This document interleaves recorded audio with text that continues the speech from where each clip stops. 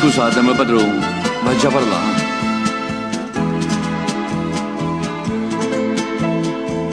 In da stanzetta sora Malucia ci trovato in coppa con la netta 300.000 lire sto biglietto. Non ti posso sposare, devi abortire, che stanno i sordi e i figli non si accirano, pure si sono figli non peccati.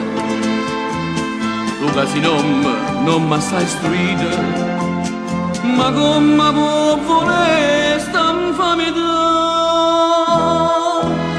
Te lava in mano come fosse niente.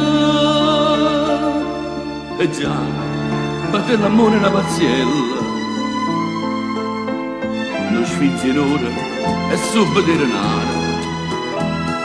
Per te l'onore non esiste più, ma no, per me che sono contadino e carcere ancora l'onestà.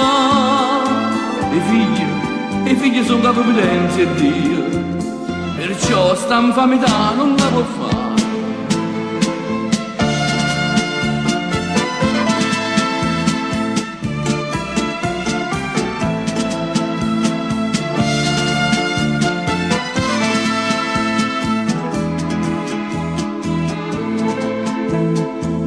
Sientami buono, nobile signore, tronchi tempo superato mese,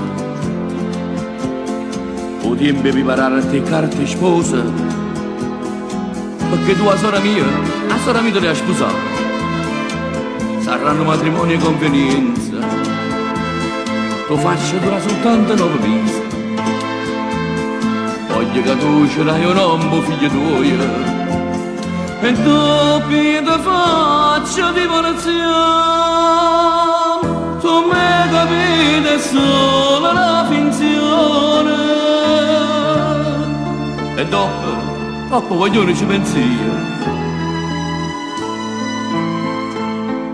lo faccio a diventare una contadina, a volte in giro un uomo con onestà. Ma se ti metti contro la legge di Dio, sti mani che hanno sempre faticate diventano in mani un assassino, perché t'accira senza pietà.